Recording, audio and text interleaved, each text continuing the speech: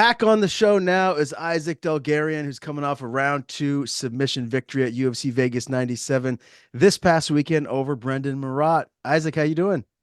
I'm doing amazing, brother. I'm up back here in Kansas City, just enjoying some time with the family and, all my friends out here and stuff. I haven't seen any of them for like 4 months because I've been in camp. So, yeah, just good to be home. Head back to Colorado on Sunday. So it's just good to be home for a week and see all my people. How nice is it to get back in the win column? You're a guy that's not used to losing, so is it almost just kind of a relief to get this next win in the books here? Yeah, I mean, it's definitely good to have an official win back on. Yeah, 100%. Just proves that I'm doing the right things and that I belong in the UFC. So that's the biggest thing for me. I apologize for having to ask you about this. I'm sure you've been peppered with these questions a million times, maybe leading up to the fight and definitely after the fight. But you're the biggest favorite in UFC history. I'm sure you knew that. How much pressure did that add on to you go into to perform well? I have to imagine it added quite a bit of pressure. Oh, I mean, definitely. I mean, but those are the things that come with being an athlete. One thing that I know is that pressure is a privilege, and I've worked my whole life for opportunities like this, and um, that pressure doesn't mean anything. When that bell rings, I go out there and fight and do my best, and that's exactly what I did, man. It was kind of scary. I was like, oh hell no, I can't lose this fight. I was like, there ain't no way, and yeah, I just got right to my attack right off the bell, and try to turn up on them as quick as possible. Definitely a dominant first round, but were you disappointed that you didn't get him out of there in that first 5 minutes? No, man, I know he's a tough kid, and it's kind of hard to. I don't want to say this like mean. It's kind of hard to finish someone when they're just like covering up. He wasn't really putting any offense out there or like trying to get up too much, and so that kind of made it a little harder to finish. But also, it was a great thing for me because I got more cage time and more time in the UFC octagon. So that was a big plus there. And I was very patient. That's something that we focused on a lot this camp was just keeping me patient and not basically blowing my load early. It's kind of being still aggressive, still keeping the same pace, but just being more patient. So you talked about how tough he was as an opponent, but did you expect him to be as durable as he was, take as much punishment as he Yeah, did? that's what I meant. That's what I mean. Yeah, that's toughness. Yeah, I expected him to be tough, durable. Yeah, 100%. I figured that was his best quality. Uh, we didn't really have a lot of footage on him before the fight, so the biggest thing for me was to just fight my fight and not really worry about what he's doing. But yeah, that was one thing that I figured beforehand was that he was gonna be a tough guy to get out, especially if I didn't hurt him early. So yeah, I just kept the pressure on him and eventually wore him down enough that he let me choke him. I didn't really have to force anything. It kind of just happened naturally. Yeah, I always find it interesting too. Like after a dominant first round like that, when you're looking across the octagon at him before round two starts, could you tell, okay, the finish is coming. I wore him down. I think this is coming right around the corner here. Yeah, I could feel his energy levels go down. I could feel him breathing really hard and after the first and I was like, okay, I'm good here. I'm good here because I caught a lot of flack. Oh, you're gonna gas, blah blah blah blah blah. That's what I felt like his game plan was to try to gas me out, let me be on top of him, damage, and then try to come on strong in the third. And we did a lot of things this camp to make sure that wouldn't happen.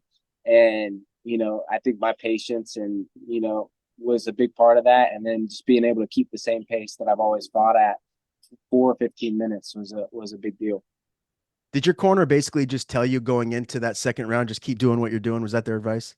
Yeah, my jiu-jitsu coach, Coach Busy, he told me that arm triangle would be there again in the second. I had it locked up in the first. Kind of thought he tapped. It was my fault. I kind of didn't really go for the finish. I was trying to just conserve and be patient, like we talked about. But yeah, in the second, my coach Busy was like, the arm triangle will be there, and he was just like, beat him up until he gives it to you, and that's exactly what happened. I just stayed on top, kept putting some ground and pound on, kept the pressure on, and eventually he was like, here, you can choke me. I didn't even have the best arm triangle in the world. It was tight. It was very tight, but it wasn't the tightest I've ever had. And I still got the tap from it just because the pressure and pace was a lot for him. Did you get a chance to watch any of the fights after yours, or are you too busy doing media stuff and kind of being with the team and the family and friends that you had around you? Shoot, the only one I got to see, yeah, was the main event, the Burns and Brady. Yeah. Man, Brady looked good, huh? Jeez. He looked really good. It was surprising the way he made that fight look. It was definitely surprising. Yeah, no doubt, man. What was the post fight food and celebratory, I guess, dinner like? Do you have anything specific? Well, we wanted to go to Herbs and Rye out there in Vegas because they're really, really good. I've been there before, but we ended up at Cleaver.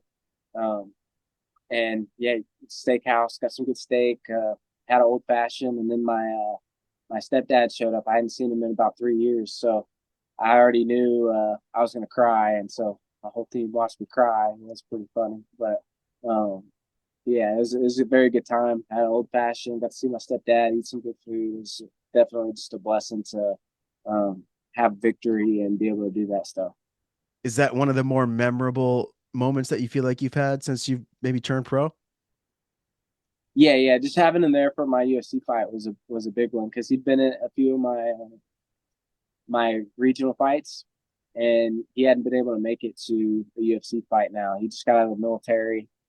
He's a master sergeant in the army, and then now he's trucking. And so he's been busy since I started my UFC career, just changing his career. So, yeah, it's such a blessing to have. He flew all the way from South Carolina to come watch the fight, just be able to see him after the fight, and him see all the improvements I've made, and he believes in me and everything. That's just awesome.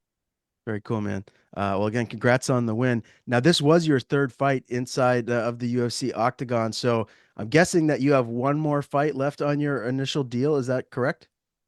Yeah, I believe so. It should be a 4 fight contract. Hoping to renegotiate after that last fight. To me, it feels like 3-0 in the UFC, and I think it's about time I started getting a little bit of money to go out there and perform like the way I have been.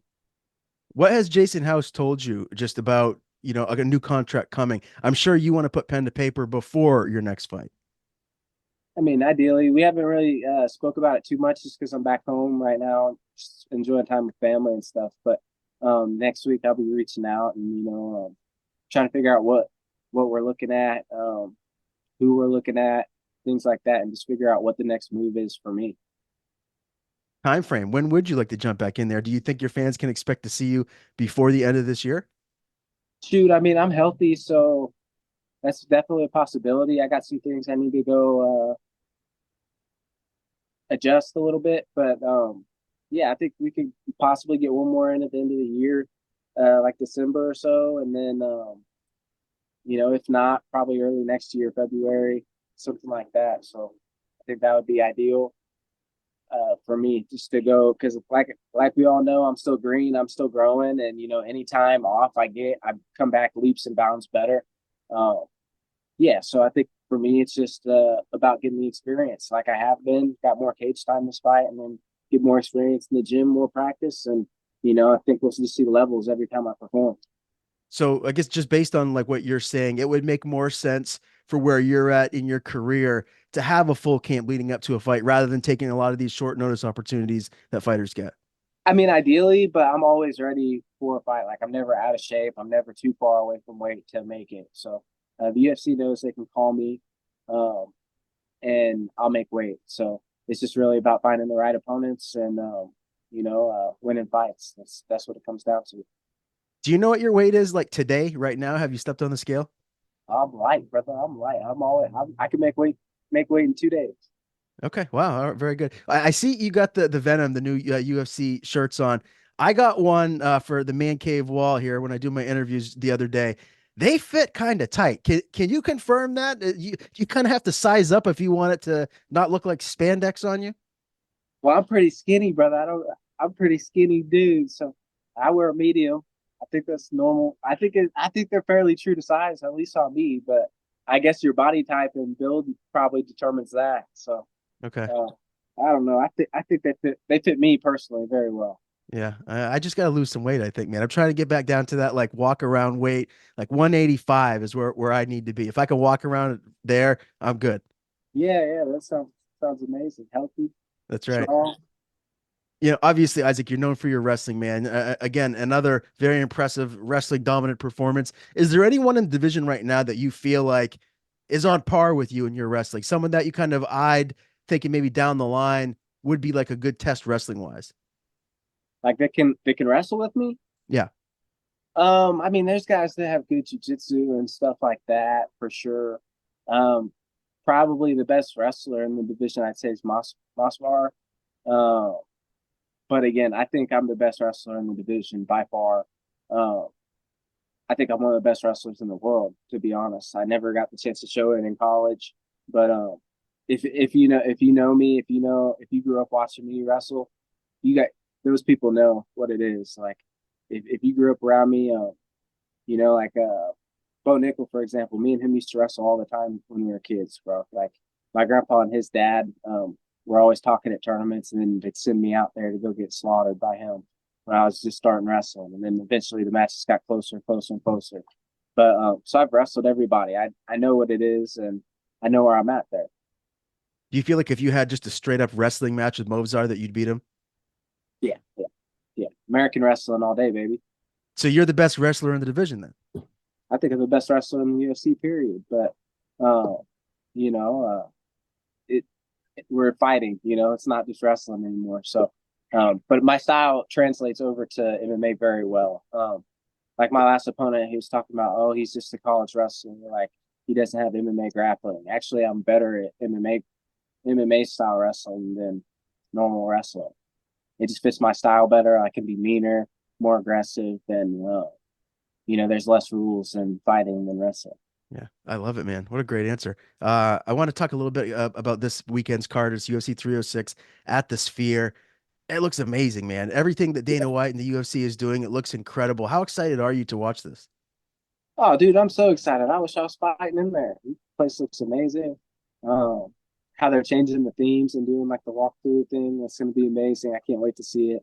Um, I'm not going to get to go, of course, but I'm hoping the production's on point as well because, um, yeah, that's a show you don't want to miss. Yeah, man. And Dana said this is one and done. Like, I kind of feel like if this goes off like he hopes it does, that they're gonna have to come back, right? They're gonna have to do this again. Bro, I hope so. I'm jelly, bro. I want to fight in the arena, bro. I'm so ready. I'm so tired. Like I don't mind fighting at the Apex. Like the environment doesn't bother me, but I'm ready. I dreamed since I was a kid fighting in an arena in front of a bunch of people, and um, yeah, I'm jelly that they're doing that show. It's gonna be a crazy card. Give me a prediction here. Main event: Sean O'Malley taking on Marab Dvalishvili. Who do you see winning that? How does it end? I think Sean's gonna win that. You know, I think he has the pop to put Marab down.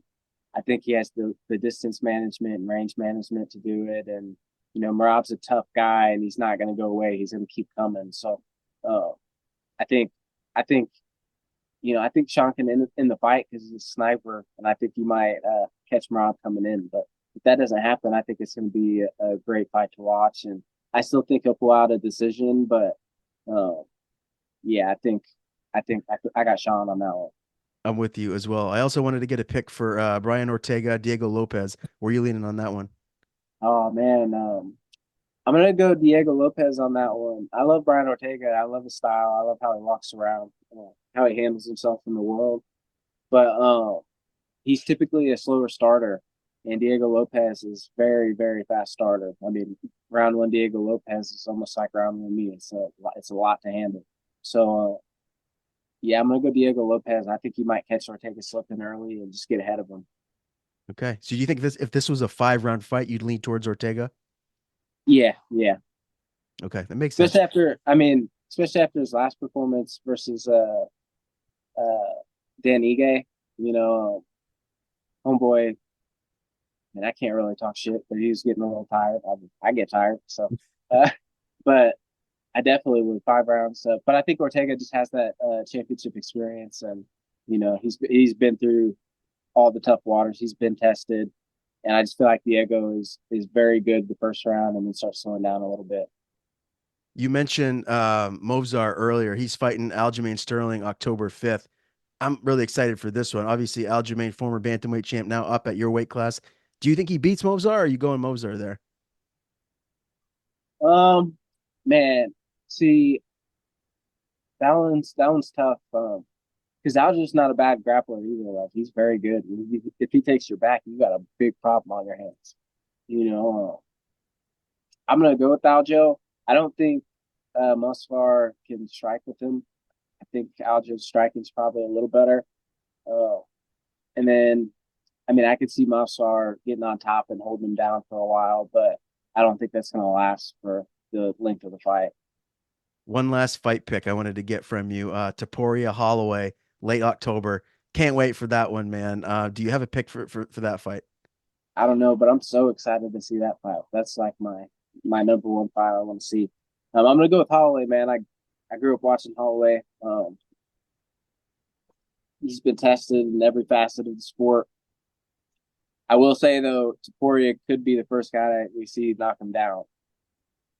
So with that being said, I'm gonna pick Holloway, but I think this fight is. I wouldn't put any money on it personally. If I could bet, I wouldn't put any money on it. Craziest thing I've ever seen in the UFC was Max Holloway knocking out Justin Gaethje like that, Yeah, right? Is there anything that can come close to it? I don't know, man. That fight was so exciting. I said in a previous interview during that fight or during that card, that's the same day my daughter was born.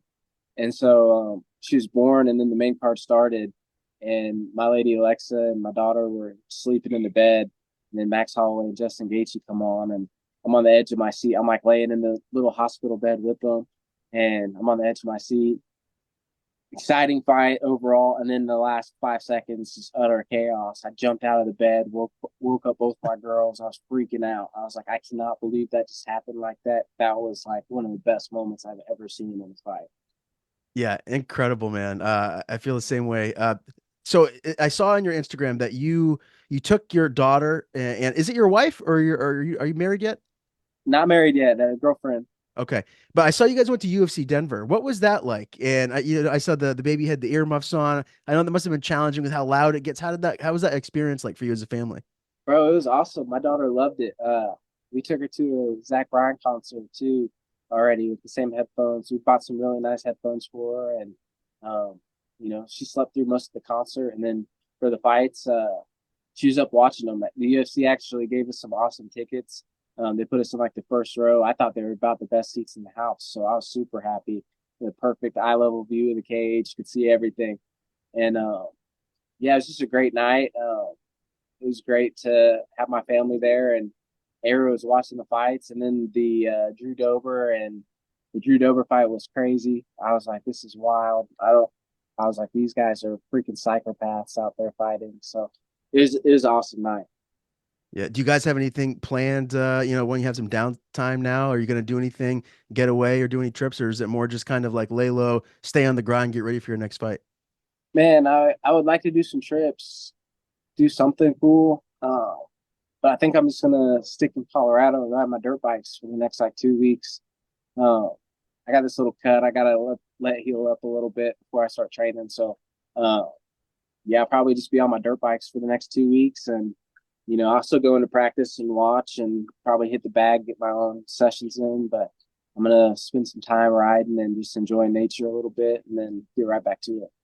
I saw too, you made another post. You were on some jet skis out on some beautiful lake. I got a buddy that I was just out on a lake right around the corner from where I live, and he has this new top of the line jet ski. I've never been on one like that before. And he's like, take it for a ride. I think I got it going like 65 miles an hour. It was incredible. The power of that jet ski.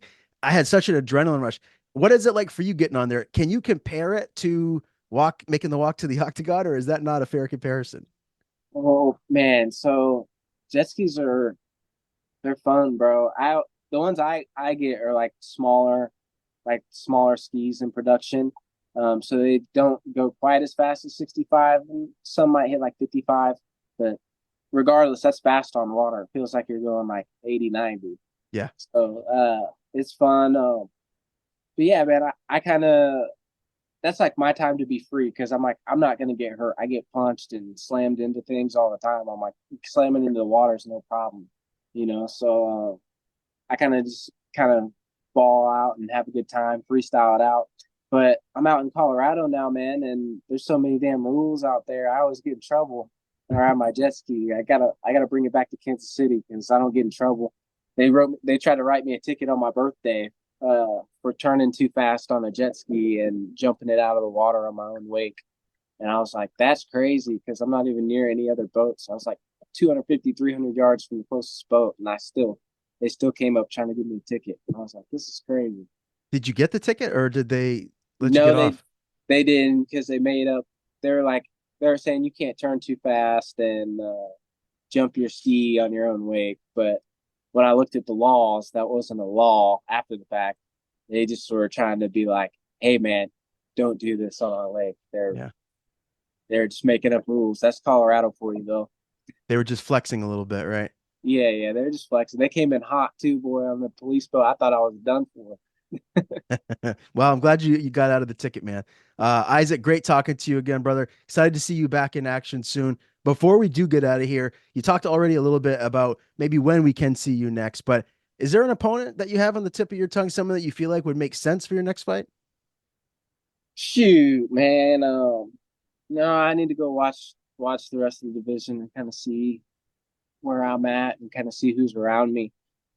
Obviously, I don't want to jump up too fast, but I think there's plenty of guys that would be great matchups for me. So I know a few of the Chinamen out there. I'd like to fight, and you know, we'll see what happens, man. We'll shake it up a little bit. I'm sure regardless of who it is, it'll be a fun matchup. Again, I appreciate the time. Good catching up with you. Before we do sign off, if there's anything you want to plug or anyone you want to thank, the floor is yours. Yeah, brother. Just follow my Instagram, man. It's Isaac_Dulgarian. That's the platform I use most. And then shout out to my sponsors, The Cold Life, Steve will do it, uh, Kaya from Classic Firearms, My Fit Foods, everybody, all my Armenian fans, all my fans back in Kansas City. Shout out, much love. Yeah, thanks for the support, guys.